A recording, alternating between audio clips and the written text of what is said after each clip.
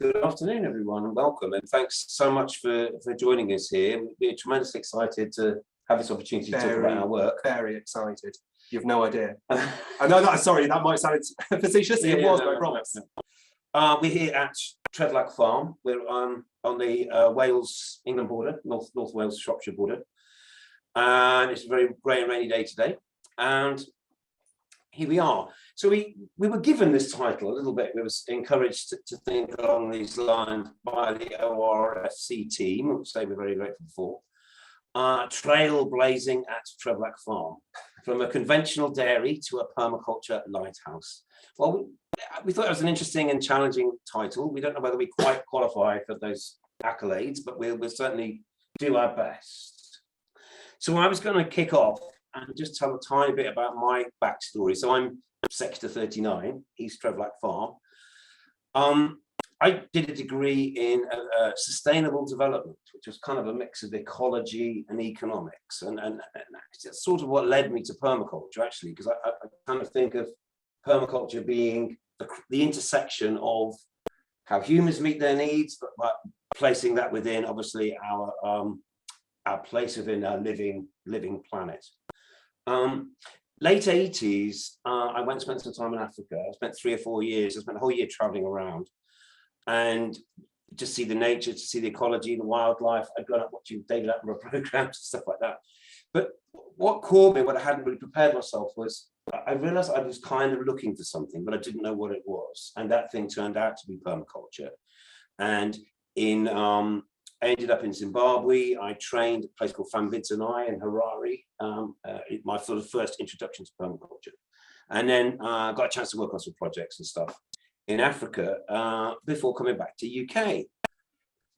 And this permaculture design framework, this way of thinking and deciding and prioritizing, completely sort of changed my life. Well, and pretty much everyone it touches, really. Yes, I've seriously been on a mission since that day. Anyone who knows me, sort of since about, when was that? 1992, 93, I think I came back to Zimbabwe, really. And I actually thought permaculture was African. I didn't realize that it was from Australia and all these other things. Anyway, it was the first thing for me that made sense, a way of designing and building that, was in line with our understanding of ecology and the way that our planet works. And that then was, that suddenly gave me a focus and direction into my life. So coming back to the UK, I see Stephen Jacobs' name is there. So hi to you, Jake. One of the first things I got involved in was using permaculture design to create a community. We managed to find a property that was 3 dwellings on 5 acres of land in the south part of Snowdonia National Park, in what really we have to say is a sheep desert. And absolutely, as you can see in the picture, guess which bit was the permaculture plot? See if you know prizes for the who can tell sort of thing. But obviously, we were interested in diversity and it was just such an interesting and amazing experience. So that was 12, 13, 14 years of my life, was seeing this patch of land come back into diversity and abundance and integrating in social and economic functions around what was going on with the nature. I stayed there until about 2009, but that was a lot of what then informed me to sort of permaculture teaching and stuff. That everything that came later was having had a chance to do it all practically, trial and error, experimentation. Also at that time, I worked at the Centre for Alternative Technology, which is in Lighthouse. I was there for 7 or 8 years. So it was sort of, I was kind of immersed at that time in this whole, what is regenerative culture? What is permaculture? We had slightly different words to describe it, but that's what we were thinking about. And my first job after that, after CAT, was going back to Reading, which is where I'd been a student. And I worked with an organisation called Reading International Solidarity, RISC, RASC is their acronym. And they have a community centre, educational centre in the centre of Reading on London Street. And we generated this idea to put a food forest, a permaculture style forest garden on the roof of the project. And with the idea of using it as an educational resource to help people understand our food heritage, plants, genetic diversity, plants that come from all around the world that form our core food plants. And to explore the debt that we have to our ancestors, those people who domesticated the banana 7,000 years ago, or the potato, and telling those stories, because we don't know where it comes. We, as a culture, we've forgotten a lot about food culture. So this project was at 39 London Street, Reading, and just at that time I was looking to create an organisation, an outfit to communicate these ideas, to create ripples. We literally wanted to change the world. We realised to change the world you have to start with an actual place. We'd had all these experiences from the chicken shack, from the co-op in the hills, and got to do something on a small scale on the roof. And the idea then was to create Sector 39 as an organisation that can communicate permaculture ideas, help inspire people to create new projects and create new opportunities. So from there, we started teaching the PDC, the Permaculture Design course, this 12-day sort of immersion, transition sort of experience that we use to bring people into permaculture. And I think I've taught 40 PDCs now. And each one involves a group of people going through a kind of a transformation. We do practical things, they make things, they build things, we teach people how to weave and ferment and all that sort of stuff. But also to use those tools to create a vision for potential new projects. Some which happen, some which don't. But again, it's this visualization, coordinating process that allows and gives people the ideas to actually go out into the world and make actual physical changes. This was a garden we visualized, a kind of compost factory in Newtown, and a couple of years later we actually got to create that, and something which has gone and had a life of its own. So I sort of come into this seeing it, permaculture is this extraordinary process that can bring people together, that can generate ideas, but also then create stepping stones to allow those ideas to actually manifest themselves. And in that process, create spaces and places like this lovely roundhouse in Newtown, where people can come together and be inspired and learn and take part. I live in North Wales. Wales has strong links through the Wellbeing of Future Generations Act to the sort of Wales-Africa partnerships. And it was through that in 2014, I started making friends in Uganda. And suddenly realizing this permaculture thing, well, it was just so nice to reconnect to the Africa thing, because that had been part of my journey. It started there. And then without really knowing or having a big plan, we suddenly found ourselves collaborating with all of these African projects. And there we go. That's sort of how my little backstory. And now, so here's Flynn. So my name's Ian Steele. I am the farmer at Treflach farm, or one of the farmers. So I recently got married, and that's nothing to do with the massive bump on my head. I was working with some cattle a couple of days ago, and I got bonked. So forgive me if my thought processes aren't quite as coherent as they once were. But basically, Treflach farm, it's a small farm, 100 acres in the grand scheme of things. Not a massive farm, but it is a really productive and diverse set of ecosystems. We're located outside Oswald Street on the border with North Wales in Shropshire. And it used to be a dairy farm. Well, actually, one of the things I love to do when I invite people onto the farm for the first time is to stand in the courtyard outside of the office where we are in the old bullpen at the moment, and ask them to have a look around and look at all the different building materials that are used in the courtyard. There's brick, stone, lapboard, block work, slate, hundreds of different types of mortar, lime mortar, concrete mortar, all the rest of it. What I try to invite to people is that the farm is a living, breathing entity. It has been doing different things up until this point for the last X many thousand years, and it will continue to do new things. And we are curators of this space, that we need to manage it in the best way possible.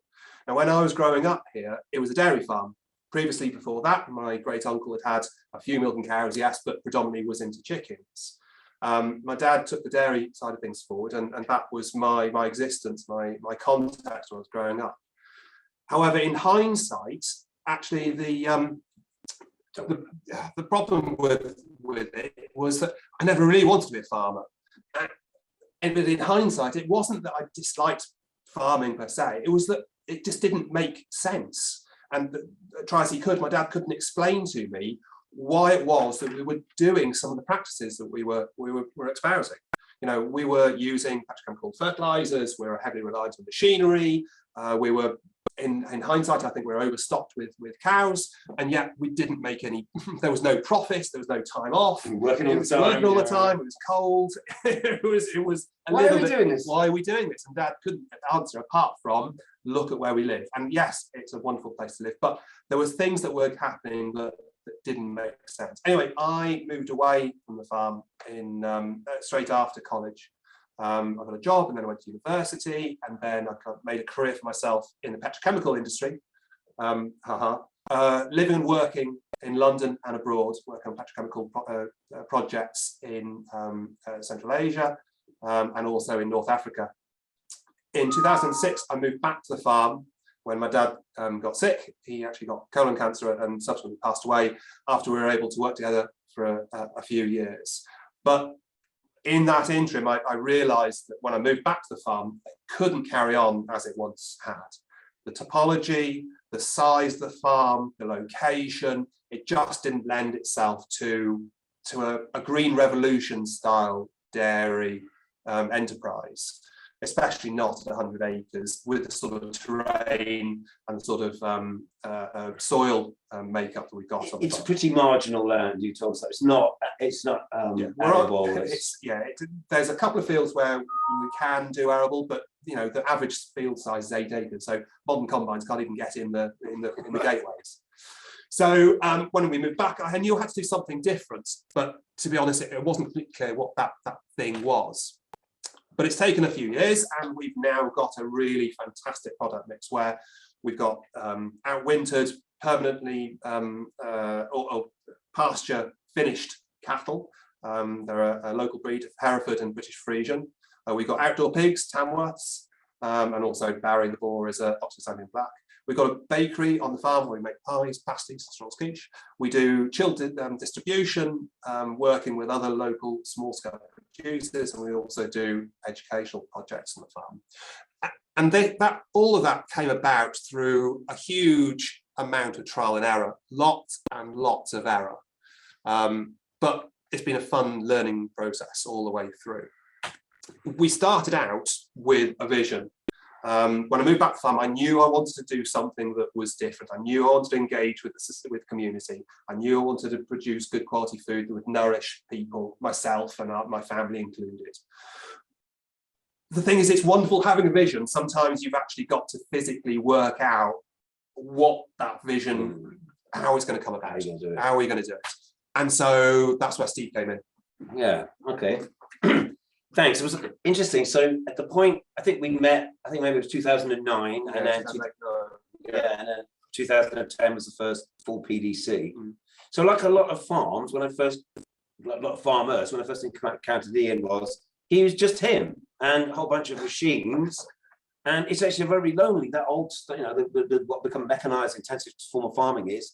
And if you need workers, you just get in a contractor to do something. So, and I'd grown up on a farm, you know, in the 60s, and I just remember people everywhere. It used to be a very social experience. So one of the things that was happening for you at the time was you were having these ideas, but kind of nowhere to download them. We didn't have people around. We were so busy, and actually we didn't get contacted because the style of the farming my dad practiced was do everything yourself.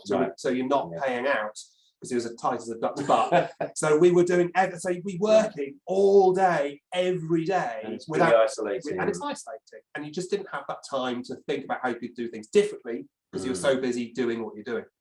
And it's like running to stand still all the time, which I think we all kind of know that.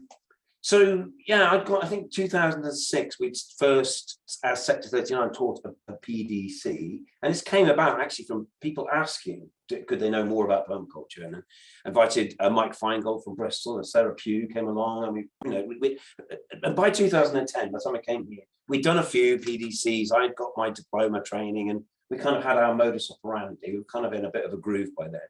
And actually, in that time, between it was the autumn of 2010 to I think what it was 2013, we did 5 PDCs on the farm. So one after another every 6 months.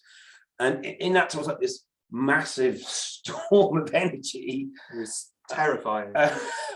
And I've got to say, so the farm were very generous to us. I think Ian realised he didn't really know all the answers. Bob was in his latter days and realising we were on a cusp of change. So they were very generous and allowed us to poke our noses into everything and come up with lots of half-baked, not fully formed ideas, some of which were kind of, which they generously allow, because this is actually how you do it, is you tease out all these different possibilities. So I also recognise that it must have felt different having all these strangers coming onto your farm, so we thank you for that and making us all welcome, which it definitely really worked. So, and also must have felt different to suddenly have something, because we stayed here, we physically all camped together and had campfires in our teepee and stuff like that, and it was a bonding exercise. It was a bonding exercise, and it was a great meeting of minds. It was a massive conversation that involved, I don't know, 60, 70 people over the course of these 4 or 5 PDCs, and so we got a chance to kind of pull everything apart. And I think, and we started to look at the farm in a level of detail in which perhaps when you live here and you're part of it, you're not thinking about that in the same way. You're running from job to job, so you're so busy, you just don't have time to look around and consider, the small intricacies of the enterprise. I remember inviting Amanda Dean, medical herbalist, onto the site to do a talk, and then suddenly she's looking all in the hedgerows and valuing every little thing that perhaps previously Bob would have been spraying off to get rid of them, keep the farm looking tidy. So it was a shift in perspective, and it was also wonderful to see those impressions, because at the end of a PDC, the participants make their own presentation and their design ideas. And what I just remember this group out of many, but they started to reflect like a view of the farm, perhaps as perspective from the natural world, or perspective from people from outside, or valuing many different components of the farm. And all of this was just like the raw material, really, for future ideas. And some of them generate some beautiful ideas, design proposals and stuff. And again, it was responding to everything that they'd heard and learned from the farm, and then kind of mirroring those ideas back, which was a really wonderful group building forming process. So there's I think that was one of the latter ones, would be about 2012. Look, there's Matt Swarbrick here. And Vance. Yes. So, and it's been amazing to meet and interact with people on their own journeys into permaculture as well. So, but what happened was they reflected back to Ian all of these ideas and sort of insight. So maybe you could probably explain it better. I'll pass it back to you. But one of the most interesting things, and I know it really resonated with you, really, was we created this timeline. We imagine we're on this transition. We did this in 2010. We were looking like 20, 25 years into the future. Years, yeah. What's our community going to look like 25 years in the future? What's energy going to be like? What's food going to be like? What kind of environment issues we'll be struggling with? And so let's now try and arrange some of the stepping stones that get us from where we are in 2010 with our big bag of fertilizer. That's not quite true, but but what are the stepping stones that get to us where we know we want to get to? And that was what. Yeah. And one of the wonderful things about the design courses was that it actually forced me to take note, because I'd be running around the farm yard and Steve would say, "No, Ian, you've actually got to attend this next session. It's really important." So I'd actually sit down and actually take on board some of the ideas, and it felt like I was taking on the role of the naysayer, because that'll never work. That wouldn't happen. Well, that couldn't work because this reason. The farm is such a complicated project that unless you've been living and breathing it, it's really difficult to tease out the get the heart of the matter to get to move it forward. But with the timeline idea, what it gave me was actually, well, I had a vision already when I first started what I wanted to achieve. I wanted a fluffy bubble. But how do you get there? Well, actually, they gave me a timeline of things, of goals that I could check off that actually would bring me about to the place where I wanted to be. Kind of understanding it as a process and as a series of events. And a cyclical process where we could make changes, make mistakes, and then update our choices and update the plan based on the outcomes from those learning processes. So from having just the vision, which I shared with you earlier, actually now we've got a more concise, a more comprehensive document, which we can explain to people and communicate in a really simple and straightforward fashion of not only what our vision is, but what do we want to achieve, why we want to achieve it, how we're going to get there, and what needs to be put in place to make that come about. And whether that's physical materials, whether it's a commitment from individuals who are involved in the project, or whether it's a sense of being and a sense of understanding what the farm needs as well from us, as well as what we need from the farm. So with this more comprehensive understanding of what we're trying to achieve, we were able to physically, or I was able to physically put in place the strategy to make that come about. And the way that we've actually done that is we've set up 3 logical business entities. Sorry, there's so much information. I'm so excited to tend to speed up. So we got these 3 businesses. One is the farm, which is the infrastructure, the animals, and the land projects. And then we've got the food business, which is a customer and also a supplier to the farm, or a tenant, I should say. So the food business rents space from the farm, but is also a guaranteed customer for all the produce the farm can produce, all the primary products, the beef, the pork, the vegetables, and the gardens. Then we have the educational business, the CIC, Community Interest Company, which is a not-for-profit. Well, it's a for-profit, but limited by guarantee, where all the profits are reinvested back into the business for the benefit of the communities for which we serve. And each of the 3 businesses supports the other business. So whether that's with sales or labour or energy or projects or facilities, they all interlink in some way. And out of the timeline with all the different projects, we've been able to pull together over the last 10 years and actually make things come about. Got a few examples here. So we employ silver pasture. So we planted trees in the grazed landscape, and silver being Latin for forest. So with all the symbiotic benefits that trees and grassland can afford each other, and we also get the benefits of timber and also fruit and nuts from the trees as well. We have specifically gone out of our way to look at all the processes on the farm and go from a linear economy to a circular economy, using the outputs of certain processes as the inputs to others. We don't take a hair shirt approach. We do use the technology. So we've got a ground source heat pump for supplying all the heating and hot water around the farm buildings. But we consciously use permaculture principles, conserving and holding water and the landscape being one of the most important that we find in a wet and landscape like we've got, with water being a fantastic natural resource. We also are aware of our impact on the wider environment, given that the water that springs naturally to the surface on the farm also feeds wetlands further downstream. So we're conscious about how our water is treated and cleaned and held high and slowed down by our reed beds and wetlands. Yeah, using biological processes. Biological process rather than mechanical processes, exactly. So we are associate members of the Pasture for Life, or Pasture Fed Livestock Association, I should say. We practice holistic planned grazing for our cattle. And we actually do the same, practice planned grazing for our pigs as well through the summer months, spring into autumn, harrows through the winter.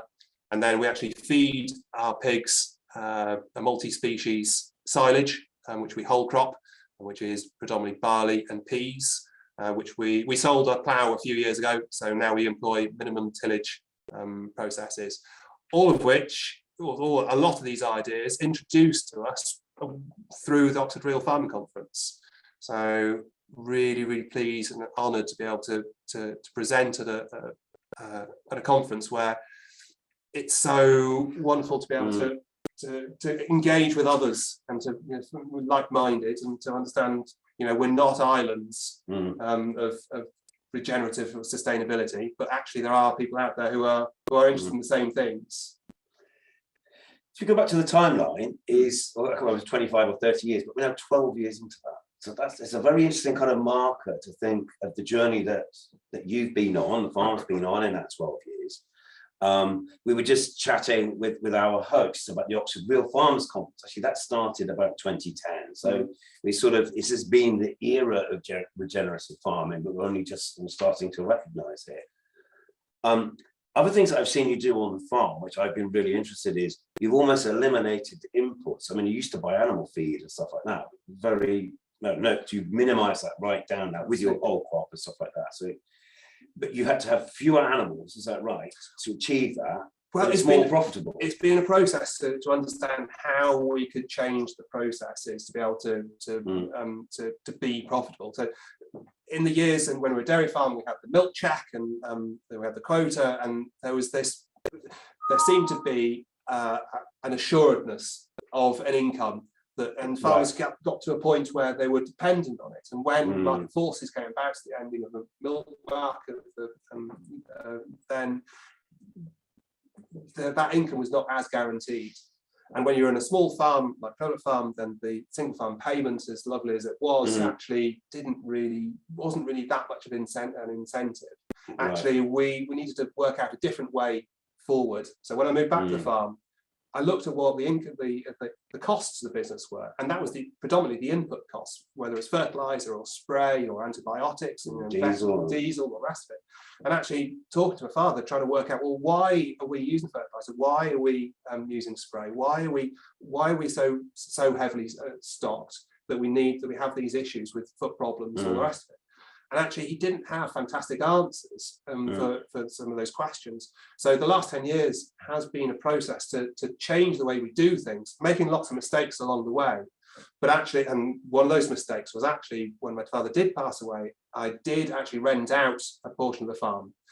And I did reduce the herd numbers, the old milking herd, we still had some of the animals. The dad was running as a suckler herd, so a bull, and selling the yearlings in the livestock market.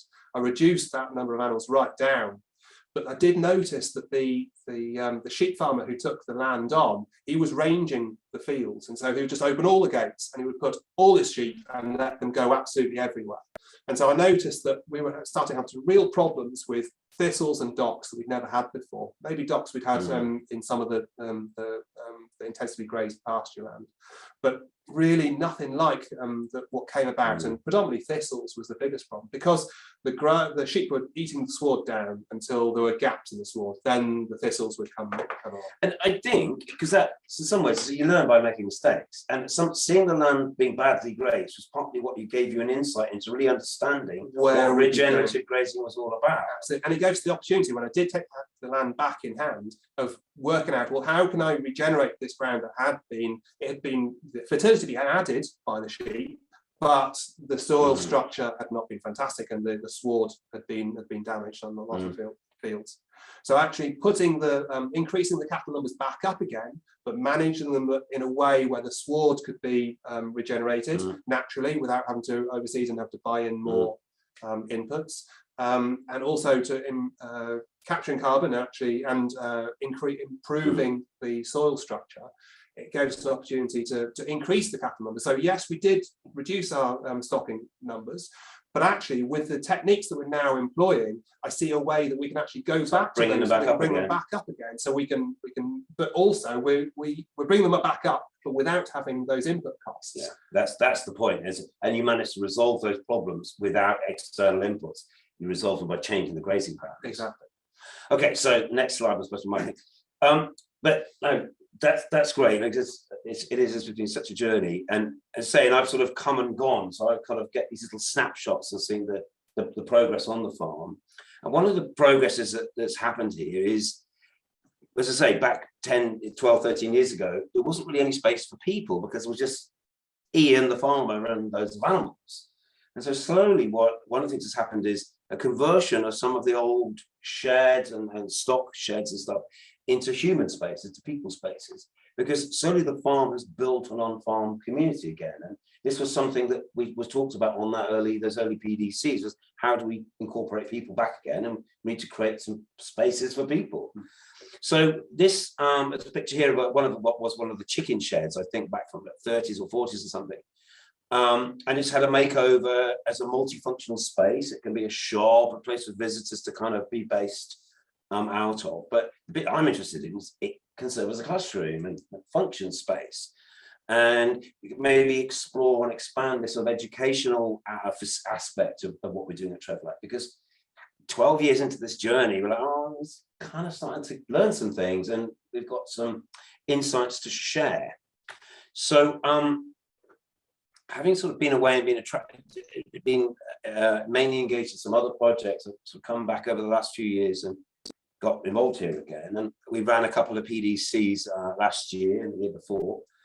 And one of the things that's come from that is a connection to the Griffin network. So name check for them, growing real food for nutrition. And we've also created a little Permaculture Club. So it's a very informal drop-in thing on a Thursday, and just encourage people to come to the farm and have a bit of a play. And one of the things that we're doing is designing and developing a mandala garden, which is part of an ongoing soil testing experiment. And Matthew's colleague, Dr. Elizabeth Westaway, came and worked with us on our April PDC last year. And from that, we designed a garden. And we're going to do some testing between dig and no dig, and using of compost and biochar. And we've been monitoring actually this over this year, and we're getting results using the bricks testing approach, which I'm not going to explain now. But it's been really, really interesting. And again, as I just think, so there's an interesting function to have experimentation on the farm, but we're also growing veg in our garden, which is going to go into the pies. So we're, stacking functions, multiple yields, all of that sort of permaculture jargon. So my journey, the Sector 39 journey, is sort of thinking, well, here I am based in North Wales on the Shropshire border. I've got all these friends and colleagues and trainees now from East Africa. I've taught about 5 or 6 PDCs now in Uganda, and that's built many friendships with also people from Kenya and Rwanda.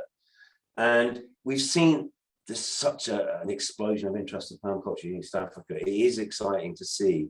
And it's a place, well, Uganda, 70% of the people are farmers, they've got land, and there's no one really doing regen ag, it's all new. The age as well, the average age of the...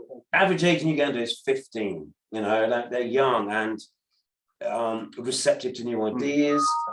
What excites me about Uganda, actually, I think it's all there. Everybody's looking to the future because they're young and they're a young country. Things are only going to get better, kind of thing. Whereas here in the UK, we tend to be a rather aging nation, and older people are closed to new ideas. I mean, less receptive. So I'm trying to formulate, sounds a bit grand, Academy of Permaculture. But what we've realized is that when you teach permaculture, you teach PDCs, is you create networks, whether you intend to or not.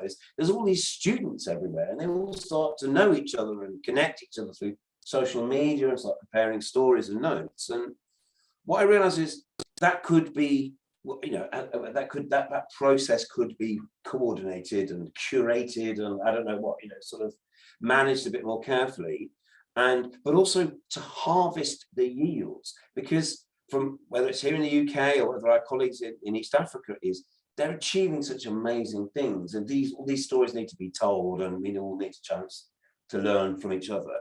So our sort of idea is around peer-to-peer learning, supporting people to share their own learning experiences, but maybe within an environment where that's supported and managed, resources and what have you.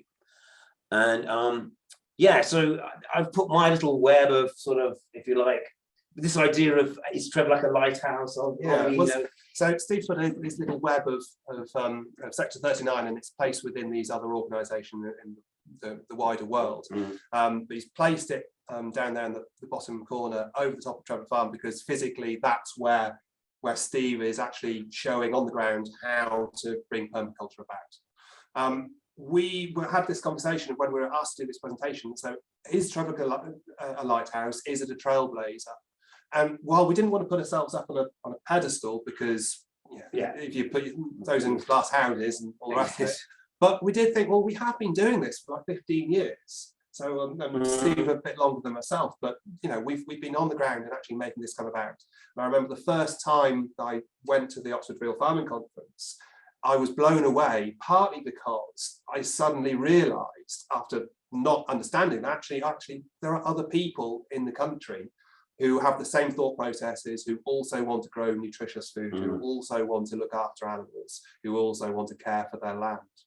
And so up until that point, I really had felt a little bit isolated. We're in a large dairy part of the world, and so it can be isolating. Our lifestyles and our jobs, living and working in windswept patches of hillside. So it is actually, it's nice to know there are other people out there, but it is also, I think it's valid to think of us that having done things a bit sooner than some other people. But that's not to say that we're doing things better than anyone else at all. No, but it really has been a journey. So I think I hadn't heard of permaculture in 1989 when I went to Africa. It was only barely just starting to be published.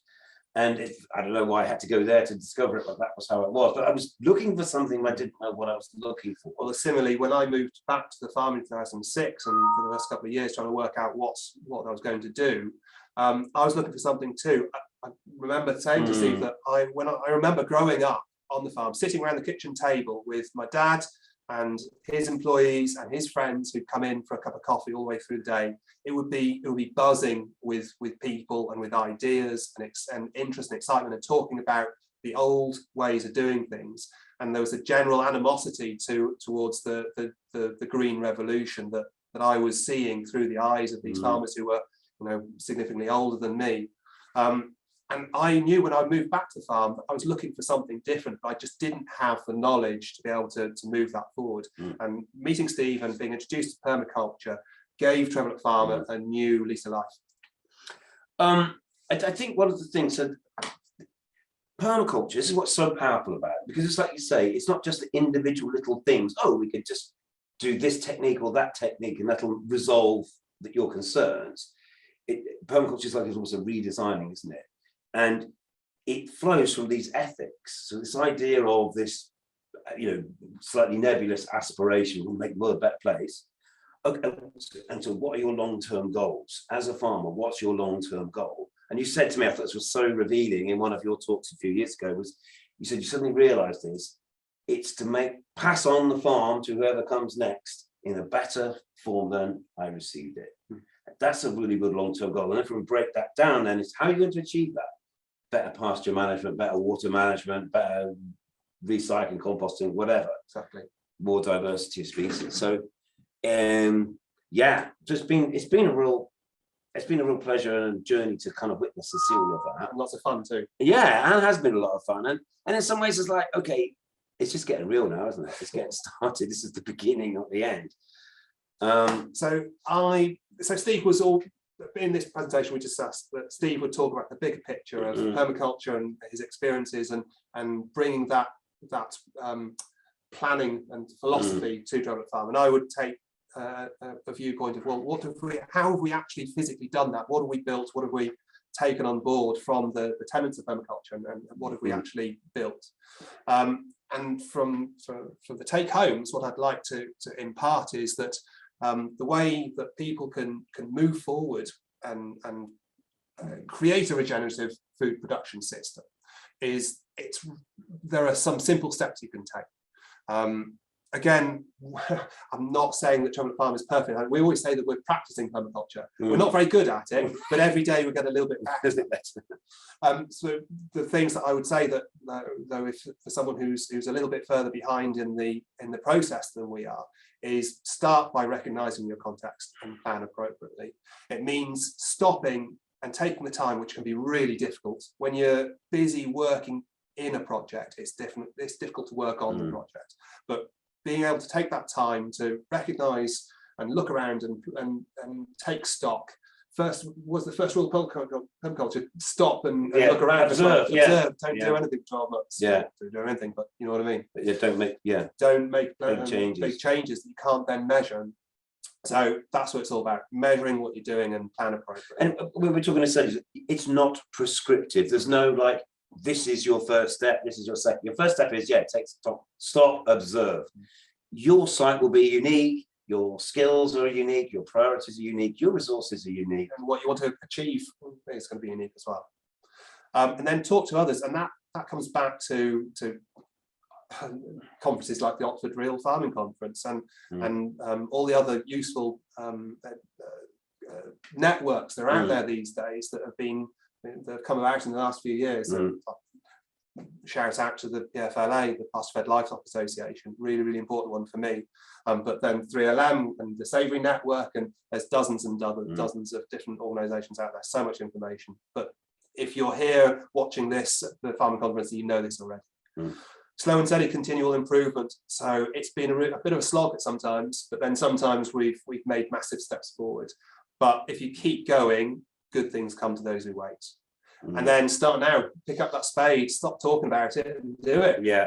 You won't know all the answers. You've got to start somewhere, and you won't know exactly where it's going to take you, but there's got to be a start point, and then the world starts to move with you, in theory. And so specifically the future for Treflach Farm is just keep building on our past progress, past successes, keep moving forward. Those pictures there are our recently completed straw bale toilet and shower block, which is absolutely gorgeous. It's a real pleasure to look at, not only use. But see, again, that investment has transformed the farm because you created infrastructure for people. And then so it's much more pleasant to come here, and if you get wet and cold, you can have a shower and all of that stuff, you know, which it might sound like a small thing, but it's really removes the friction that stops, especially when you work with sometimes disadvantaged or vulnerable people and they need, you know, a little bit of support and encouragement. So that's it. That's the talk. We'd love to take a few questions. Yeah, I'm Sector 39. My function is education. You can find us on the internet. I tweet as Mr. Jones to you. And Ian. Yeah, we're Treflach Farm. We've got a little web shop where we sell our delicious pies. We do educational projects on the farm. And basically, yeah, just follow us on Treflach Farm, at Treflach Farm on web, on Instagram and Facebook, and all of that, all the usual stuff. Yeah. So great. We'd love to hear any. Bella, please pick out any questions if you've been monitoring them. Yeah, we've got some great ones coming in. Thank you both so much for that. It's so great to hear you both so enthusiastic about what we're doing. I think just, really great to see for anyone who is wanting to look to do any sort of change on the farm. So important. So our first question was quite a practical one from Claire, and she asked, what species are used in the multi-species rotation? We've got 3 arable fields which we plant with field beans and barley. We're making it all up as we go along, but basically I'm doing a 3-year a 3-year rotation, and doing barley and peas 3 years running, and then undersowing that with a herbal lay. And I found that I don't need to plough on minimum tillage, so I go through with a cultivator, and then I get a contractor in to drill because I don't have a seed drill, an air drill to direct sow. So he comes in and puts in the peas and the barley and also the herbal lay at the same time, and then we don't need to spray that at all. We don't plough either. And then we take half the field for whole crop, so we silage it and big round bale it, and then the other half we paddock graze the pigs through, and then that we follow the peas and barley with forage rape and turnips, Samson turnips. Kale. No. Forage kale. Forage. Oh, forage kale. Yeah. Forage kale. Forage kale. And so we paddock graze the pigs through that as well. And what we find is that if we've undersowed with a herbal lay, we don't need to reseed. It just comes back naturally. The pigs go through, but it recovers, and it doesn't destroy the soil structure because we move the pigs on a regular basis. And the barley self-seeded as well last year, didn't the barley self-seeded a little bit as well. That's right. Yeah. So because we're not looking for grains, straight grains, then it doesn't matter that it's a dirty seed bed. Actually, it's all diversity, and the pigs love it. Wicked. And the next question is from Maggie. It's just a really interesting question. It's also like quite a big picture question. She says, great use of land for nature and community, but can this model be for feeding 70 million population of the UK? Has this calculation been done? For example, how much meat will each person be eligible for? And like, would rationing be necessary in this situation? Fantastic question. I'm afraid I'm not the person with the numbers, but what I would say is that I do get asked variations on this question quite frequently. Can this style of farming feed everyone? The first thing I would say is that the land that we're farming is upland farming. It lends itself to grass. We just don't have the size of fields or the depth of soil to be large scale breadbasket. So it lends itself to cattle and it lends itself to pigs within this system. And what I would say also that if everyone in the country wants to, and in the world wants to eat a diet which is meat heavy and focused on grain-fed animals, then yeah, this style of farming is not going to do that. It's not going to be able to afford people to be able to eat super cheap beef and chicken. That just isn't the way forward. But actually, we don't eat chicken unless we can find pasture-fed chicken. And actually, because we can't find pasture-fed chicken very easily, we don't eat chicken. And actually, we eat a lot. We don't eat that much meat. I think we call ourselves flexitarian. What we ask other people to do is eat less meat. But when you do decide to eat meat, choose to eat ethically reared and good quality meat that's come from farms that are practicing regenerative style agriculture practices. Yeah, so we're not saying that the whole world should do exactly what we're doing. No. It's something that here is very unique and special and tailored to the, as you say, the morphology, the geography, whatever of this particular place. And every farm is going to have its own context and will be able to make decisions how they can practice regenerative style farming, but within their context, using their own landscape, their own water catchment, or all the other decisions that they need to make based on where they are in the world. But I do believe that there's we work with a food redistribution charity, or a couple of food redistribution charities, and what we find is there's so much waste in the existing system. It is horrendous. So when people say, well, that you can't feed the world using these practices, well, actually, no, not in the way that the world is being fed at the moment. Type 2 diabetes, the single biggest cost to the NHS, treatable, avoidable disease if we could eat differently. Well, and then topsoil loss. And topsoil. So the thing is it's a slightly glib answer. But I do say, look, organic is the only way that we can feed the world, because all the other alternatives either revolve around petrochemical use or degrade soils. And okay, we're on a kind of an exploratory edge here, but we're trying to work out how to rebuild and reinvigorate the soils here. And actually, we are growing more veg, and we are exploring that, so even just through small scale stuff. And we're doing research into soil building and using things like biochar. So I think these kind of farms is hopefully, we're not stopping here. This is just our snapshot 12 years in. We got a long way to travel yet. How's that? No, that was great. It really also builds off a comment that Stephen made in the chat about waste as well. And I think it's such a complex issue, isn't it? Because we're trying to, on the one hand, create a space where food is valued in the way it should be, and that, in the way when you produce it regeneratively, it does, the cost of production is a lot higher, and that should be reflected in the cost of the food. But on the other hand, we also have an entire section of the population that can't afford really high quality food. So it's kind of trying to find that balance, isn't it, of addressing both. So something that we're learning, and Matthew might have a comment on that is with the working with the Griffin network and doing the bricks testing, is that organically grown food, or let's just say food grown in undisturbed microbially rich soils, is several times more nutrient dense.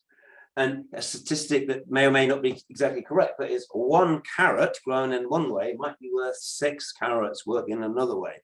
So we've always talked about quantity, and I think quality is been overlooked, and that's something which we're definitely trying to bring into our work here, is to look at because it's not just we're organic because we care about nature and we care about tadpoles, whatever, but it's also because the food itself, the soil is more microbially alive, and therefore that translates into the quality of the food.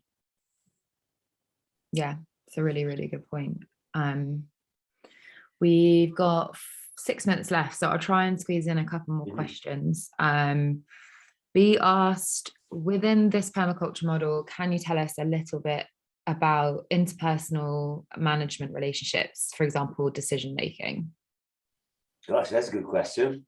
In 6 minutes or Yeah, less. well, but actually there's a lot of the interpersonal stuff is within permaculture. I don't know if I can answer the question really fully here, but we cooperation. I always looked at the way I also involved in housing cooperatives and worker cooperatives and sort of non-hierarchical decision making, and I think it's a lot about individual empowerment. But actually, so you have to have good human relationships, you have to invest in the process, and that, especially what we've learned in co-ops, is that means training in things like conflict resolution and non-hierarchical decision making. Our culture is not rich in those skills. And I would also add that farming is not rich in those skills, but it's also not rich in non-hierarchical situations. Yeah. Most farms, there is a farmer, and they tell everyone else what to do. So yeah, and traditionally most farmers don't have those interpersonal skills to bring about effective, dramatic, positive change. Actually, they just do what they've always done, and to hell with anyone who says they should be doing it differently. Get off my land. Well, yeah, I mean, there's that caricature, but there is truth in that. Yeah. My dad was, when I moved back to the farm, he was doing things and he'd always been doing, but couldn't tell me why he was doing it, and he would get angry. Because he was frustrated, because he was caught out. He was spraying underneath the hedges. It's like, well, why? And he didn't know why, just because he always had. That's what his dad did or something. So I would say that permaculture, like Steve says, it's about empowering people with knowledge. And so once people have that knowledge, then you can have those conversations where it's resolving potential conflicts before it even comes about. Yeah, great answer. I think that's so much to be said for that, isn't it? Of creating a space where everyone can kind of share their opinion or their experience of something, because everyone comes from a different angle, right? So, and a lot of the time, and I think that's definitely something we see a lot of in the UK, is that farming is done in a certain way just because it's been done that way for generations, and we're kind of at this point in time now where that's starting to shift. And I think permaculture is really well placed to start addressing part of that changing mindset. Hopefully, we've got 3 minutes left. Let me squeeze one in. Squeeze one in, exactly. Hawks asked, they're very interested in the changed grade patterns without inputs. Could you elaborate in 2 minutes? Sorry, say again, I didn't catch that. Hawk said they're very interested in the changed grazing patterns without inputs. Can you elaborate? Well, we stopped using fertilizer and we started paddock grazing the cattle. We've had some challenges with locations of water, but after a lot of investment, most fields now have a water supply in them that we can then run lengths of alkathene pipe with a nose drinker. So we move the cattle, well, minimum every 3 days, but through the fast growing season, May, June, July into August, then we move them every second day or even every day. I'd like to do it more, but I'm only one man, there's time short. But the quicker you move the cattle through the landscape, the better the outputs at the other end you get. We try to have as big an impact as possible for a short amount of time as possible that the land needs or wants or benefits from. So without destroying the soil structure, but you're compacting, not compacting, but you're knocking down any grass that is being left behind. You're putting a large amount of dung on that ground, and then you're moving the cattle off before they degrade that ground, so before it gets overly poached. And what we find is that behind the cattle, the grass grows fantastically quickly. So we're getting increased numbers of grazings or off each field through the growing year than we used to. So even when we were using fertilizer and Dad was taking silage or having the dairy cattle out, he would get 2 grazings a year out of a field. But now with this new system of moving the cattle through the landscape as quickly as possible, for example, the best field and best example I got is one we call the long field. Yearlings last year, 4 grazings, 5 grazings, but they were on there for probably they were on that field longer than they would have been. So that's a doubling or a trebling. Doubling or trebling of without inputs. And you're improving the soil structure and the ability to hold water and all of those other and it's recovered, and it recovers so much quicker through the winter as well. It's green now. It's too soon to put them in because it's too wet, but there's grass on there again. I know it's been a mild winter, don't get me wrong, but it's just the capacity for growth is so much more improved. Amazing. And we're dead on 5 p.m.